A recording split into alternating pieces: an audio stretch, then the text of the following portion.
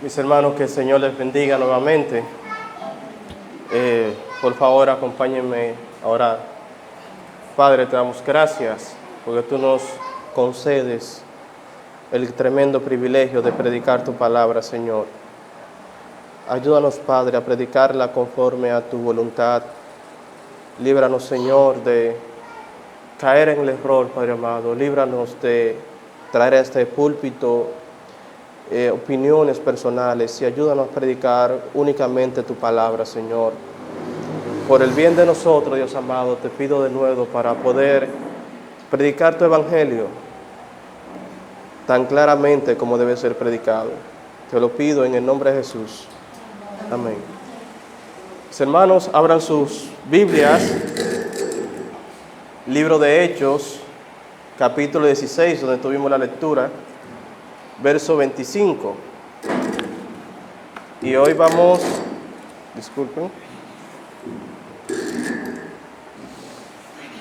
hoy vamos a predicar bajo el tema ¿cómo debemos responder al Evangelio? Libro de Hechos, capítulo 16, verso 25. ¿Cómo debemos responder al Evangelio? O dicho de otra manera, ¿qué demanda o le pide el Evangelio al hombre para salvarlo? ¿O qué debemos hacer para ser salvo? ¿Qué debe hacer el hombre para ser salvo? Solo el Evangelio de Cristo, solo la palabra de Dios puede dar una respuesta certera a esa pregunta. Solo el Evangelio es poder de Dios para salvación. Podemos encontrar muchas religiones que den muchas respuestas. La gente cree muchas maneras de llegar al cielo. Una muy común es creer en las buenas obras. La gente cree que haciendo cosas buenas pueden salvarse. Tienen la idea de que luego de esta vida el Señor pesará en una balanza de un lado sus buenas obras y del otro lado pondrá las malas. Y si sus buenas obras pesan más que las buenas, entonces pueden entrar al cielo. Hay muchas personas que piensan así. Otros creen que pueden llegar al cielo guardando los 10 mandamientos. Yo no conozco a nadie que lo cumpla a cabalidad, no sé si usted sí. Solo Cristo pudo cumplir perfectamente la ley de Dios. Y por eso su sacrificio es eficaz para salvarnos. Todos nosotros somos pecadores y quedamos cortos para llegar al cielo. Por los 10 mandamientos, ninguno de nosotros llegará al cielo. ¿Quién puede vivir sin mentir? ¿Quién vive sin codiciar? ¿Quién durante toda su vida ha amado a Dios con todo su ser? ¿O quién puede levantar la mano libre de conciencia y decir, yo amo a mi prójimo como a mí mismo? Quedamos cortos para llegar al cielo por los 10 mandamientos. En nuestra lectura de hoy está la pregunta, la respuesta. ¿Qué debemos hacer para ser salvos? ¿Qué debemos hacer? Para contextualizar, Pablo y Silas habían llegado a Filipos y mientras se encontraban en su obra misionera, en Hechos capítulo 16, verso 16, leemos un incidente que pasó. En el versículo 16 leemos, aconteció que mientras íbamos a la oración, nos salió al encuentro una muchacha que tenía espíritu de adivinación, la cual daba gran ganancia a sus amos, adivinando. Esta, siguiendo a Pablo y a nosotros, daba voces diciendo, estos hombres son siervos del Dios Altísimo, quienes os anuncian el camino de salvación. Y esto lo hacía por muchos días. Mas desagradando a Pablo, éste se volvió y dijo al Espíritu, te mando en el nombre de Jesucristo que salgas de ella. Y salió en aquella misma hora. Pero viendo sus amos que había salido la esperanza de su ganancia, prendieron a Pablo y a Silas y lo trajeron al foro ante las autoridades. Y presentándolos a los magistrados dijeron, estos hombres siendo judíos, alborotan nuestra ciudad y enseñan costumbres que no nos es lícito recibir ni hacer, pues somos romanos. Y se agolpó el pueblo contra ellos, y los magistrados, rasgándole las ropas, ordenaron azotarles con varas. Después de haberle azotado mucho, le echaron en la cárcel, mandando al carcelero que lo guardase con seguridad, el cual, recibido ese mandato, los metió en el calabozo de más adentro y les aseguró los pies con cepo. Esa era la causa por la cual Pablo y Silas estaban en la cárcel. Pero ahora volvamos a la escena que habíamos leído. En el versículo 25 leemos: pero a medianoche, orando Pablo y Silas, cantaban himnos a Dios, y los presos los oían. Entonces sobrevino de repente un gran terremoto, de tal manera que los cimientos de la cárcel se sacudían, y al instante se abrieron todas las puertas, y las cadenas de todos se soltaron. Despertando el carcelero, y viendo abiertas las puertas de la cárcel, sacó la espada y se iba a matar, pensando que los presos habían huido. Se pagaba vida por vida en aquel entonces. Mas Pablo clamó a gran voz diciendo: no te hagas ningún mal, pues todos estamos aquí. Él entonces, pidiendo luz, se precipitó adentro y temblando se postró a los pies de Pablo y de Silas, y sacándolos les dijo: señores, ¿qué debo hacer para ser salvo? Detengámonos un momento en esos versos. Lucas no solo está registrando el hecho histórico de lo que ha ocurrido. Lucas se está haciendo eco de la gran interrogante humana: ¿qué debo hacer para ser salvo? ¿Qué debemos hacer para llegar a Dios? ¿Qué debo hacer para librarme del juicio divino? Y si la respuesta dada era válida para este hombre, también es válida para cada uno de nosotros, no importa quién sea. Ahora veamos de cerca al carcelero. Él temblando se acerca y hace la pregunta: ¿qué debo hacer para ser salvo? ¿Qué nueva emoción inundó ahora al carcelero? Sus temores a perder la cabeza dieron paso a una profunda convicción de pecado. Ahora sentía temor de encontrarse ante Dios con la carga de sus pecados y exclamó: ¿qué debo hacer para ser salvo?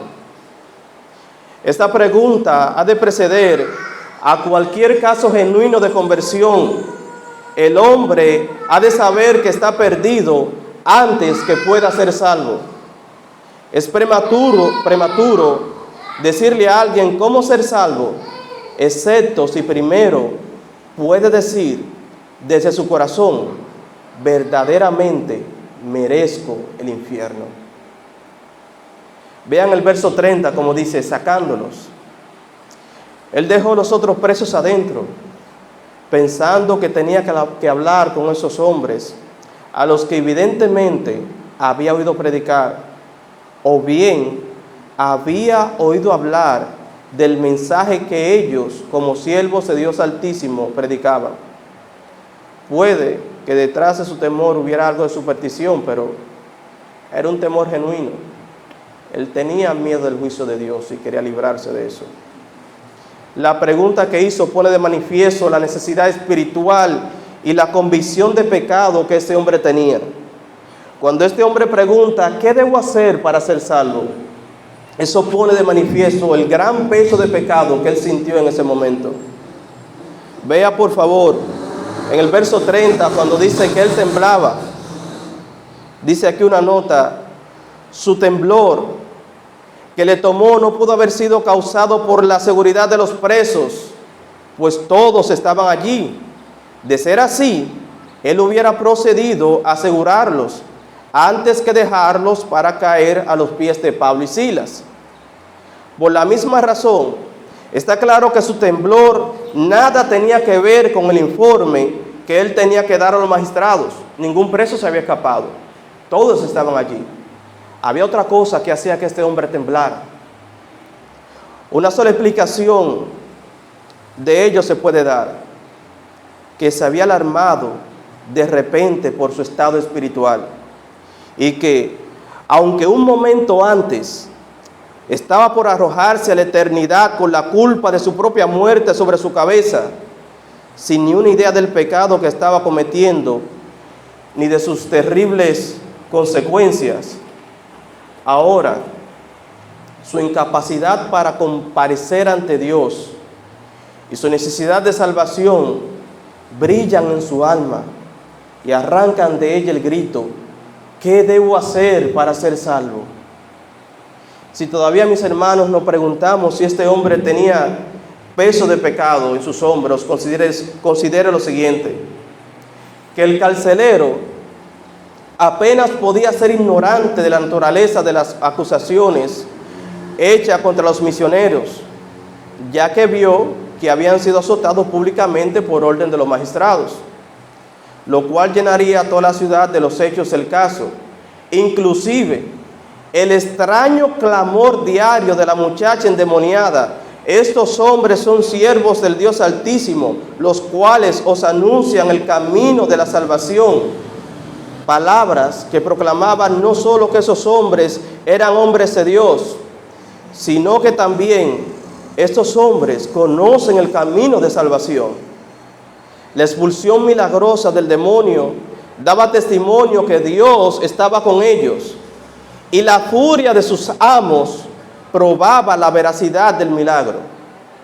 Pero nada de esto le había importado al carcelero. Nada. Hasta el momento el carcelero era indiferente, hasta que fue despertado por un potente terremoto que hizo temblar el edificio. Entonces, lleno de desesperación, cuando ve abiertas las puertas, la espada del suicidio es detenida repentinamente por uno de los presos, al escuchar palabras tales que él nunca se hubiera imaginado pudieran ser dichas en tales circunstancias. Palabras que dejaban ver en sí algo de divino. Entonces, él hace un nuevo descubrimiento. Fue verdadero aquel pregón de la muchacha endemoniada: estos hombres son siervos del Dios Altísimo, los cuales os anuncian el camino de la salvación. Esto es lo que me conviene saber. De estos hombres de Dios debo aprender aquel camino de la salvación que ellos anuncian. Eso fue lo que le pasó al carcelero. Esas fueron las motivaciones que él tuvo para hacer esa interrogante. Sustancialmente, ese es el clamor de todo pecador.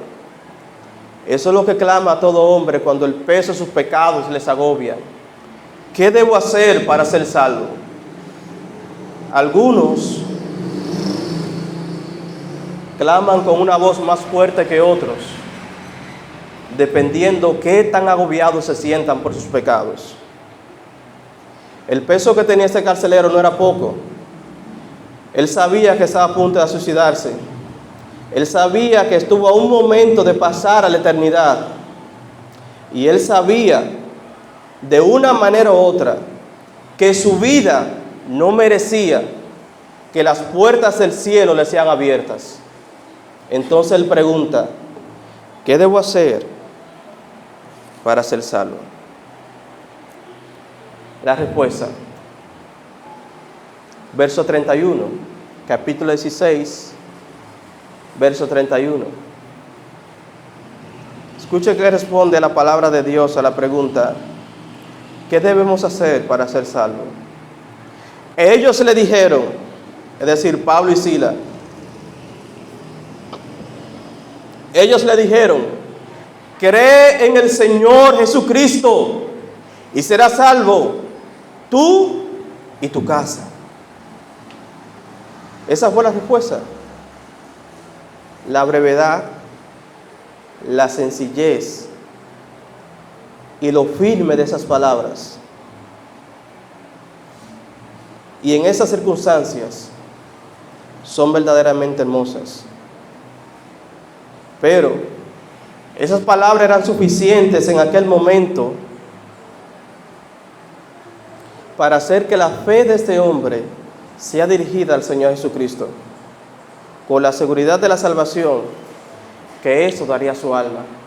Esas palabras eran suficientes para en ese momento dirigir la fe de este hombre al Señor Jesucristo y darle la seguridad de la salvación.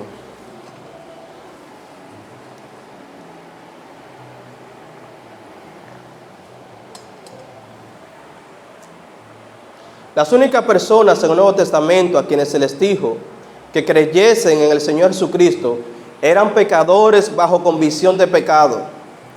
Ahora que el carcelero estaba totalmente quebrantado sobre sus pecados, le fue dicho: cree en el Señor Jesucristo y serás salvo, tú y tu casa. No hay aquí sugerencia alguna de que su familia habría sido automáticamente salvada si él creía en Cristo. El significado es que si él creía en el Señor Jesucristo, él sería salvo y su casa sería salvada de la misma manera. Cree y será salvo, y que tu casa haga lo mismo. Y eso lo vemos en los versos siguientes. Él creyó y luego creyeron toda su casa. Muchas personas en la actualidad parecen tener dificultades para saber qué significa creer. Sin embargo, cuando un pecador se da cuenta de que está perdido, que no puede hacer nada, que carece de esperanza, que va de camino al infierno, y cuando se le diga: cree en Cristo como Señor y Salvador, el pecador sabe exactamente lo que eso significa. Él sabe que eso es lo único que él puede hacer en ese momento: creer. Esas palabras fueron como una soga que se le tira a un hombre que se está ahogando, o un salvavidas a un hombre que está en medio del océano. Cree en el Señor Jesucristo y serás salvo tú y tu casa. Esas palabras fueron suficientes para que ese hombre sea salvo en ese momento.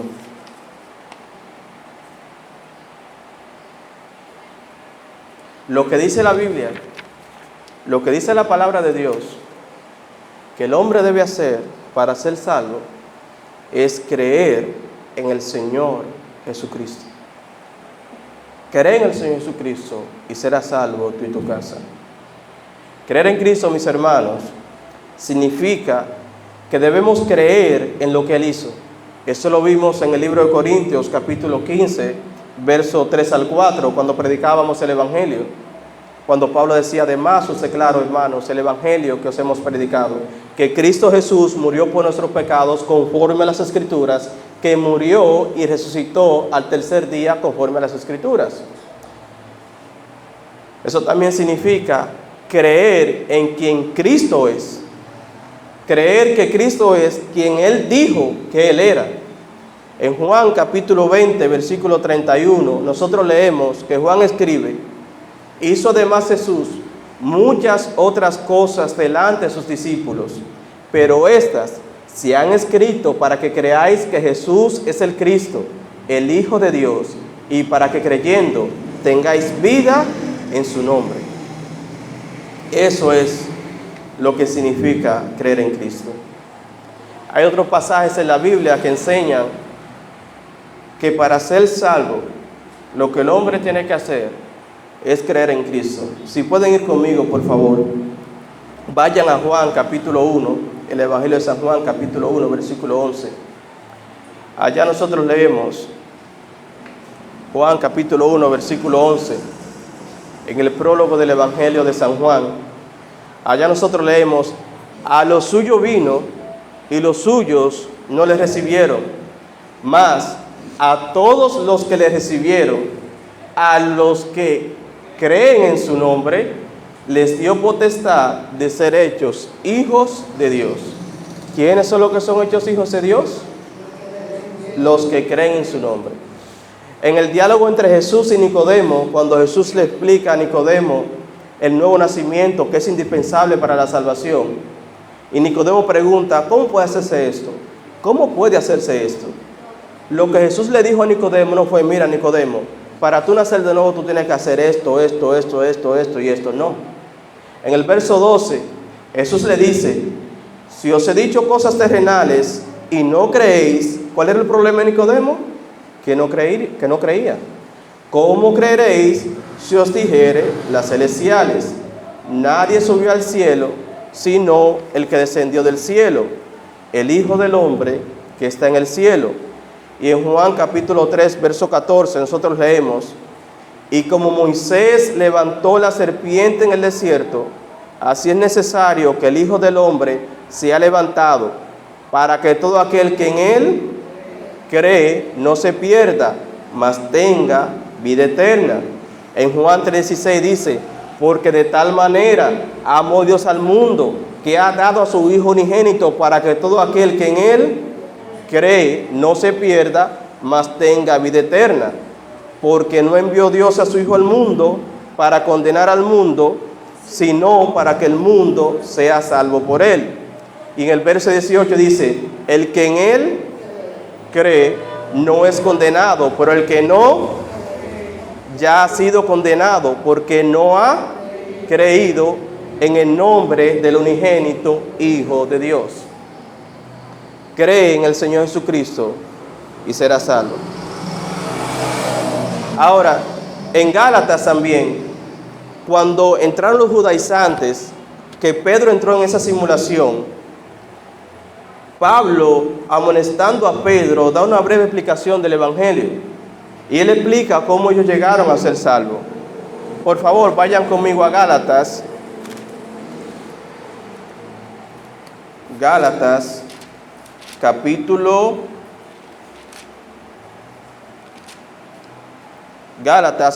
2, verso 15. Dice, Gálatas 2:15. Allá dice el apóstol, reprendiendo a Pedro, nosotros, judíos de nacimiento, y no pecadores de entre los gentiles, sabiendo que el hombre no es justificado por las obras de la ley, Gálatas 3:16, sino por la fe de Jesucristo, nosotros también hemos creído en Jesucristo para ser justificados por la fe de Cristo y no por las obras de la ley, por cuanto por las obras de la ley nadie será justificado. ¿Qué hicieron ellos para ser justificados? Creyeron en Cristo. En vez de refugiarse en la ley, de refugiarse en su propia justicia, ellos creyeron en Cristo. Regresemos de nuevo al libro de Hechos, por favor. Hechos, capítulo 16. Cree en el Señor Jesucristo y serás salvo tú y tu casa. Eso es lo que demanda el Evangelio al pecador. Ahora, como punto práctico, vean lo que hizo el carcelero. Él creyó, pero él no se quedó ahí. El verso 32 dice, y hablaron la palabra del Señor a él y a todos los que estaban en su casa.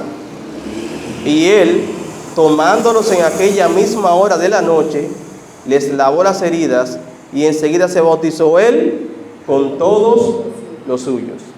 ¿Qué hizo él? ¿Qué hizo? Le llevó el Evangelio a sus familiares, a sus seres queridos. Nosotros también debemos aprovechar cada oportunidad que se nos presente para llevar el Evangelio, entregarle el Evangelio a nuestros familiares cercanos. Ellos también tienen necesidad de ser salvos. Ellos también necesitan creer en el Señor Jesucristo para ser salvos. Y nosotros debemos aprovechar cada oportunidad que se presente. Y si no se presenta la oportunidad, debemos crearla. Nosotros debemos crear las oportunidades para que nuestros familiares escuchen el Evangelio. Fíjese que el carcelero, lo que él hizo, él organizó un culto familiar. él organizó un culto en su casa. Él reunió a sus familiares y llevó a Pablo y a Silas como predicadores. Entonces, cuando Pablo y Silas le predicaron, sus familiares recibieron la palabra del Señor. Y así fue como su familia creyó y fue salva. Su familia no fue salva por la fe que él tenía. Su familia fue salva porque él creó la circunstancia para que ellos reciban el Evangelio y crean en el Evangelio que él ha creído. Nosotros también debemos procurar, de una manera u otra, que nuestros familiares también reciban el Evangelio. Mis hermanos, Dios les bendiga. Oremos. Padre, te damos gracias por tu palabra. Ayúdanos, Señor, a guardarla. Ayúdanos, Padre, a poder llevar el mensaje del Evangelio a nuestros familiares cercanos y aún a nuestros vecinos, Señor. Padre, ayúdanos a ser portadores de tu mensaje. Que no nos quedemos de manera egoísta con la salvación entre nuestras manos, Señor.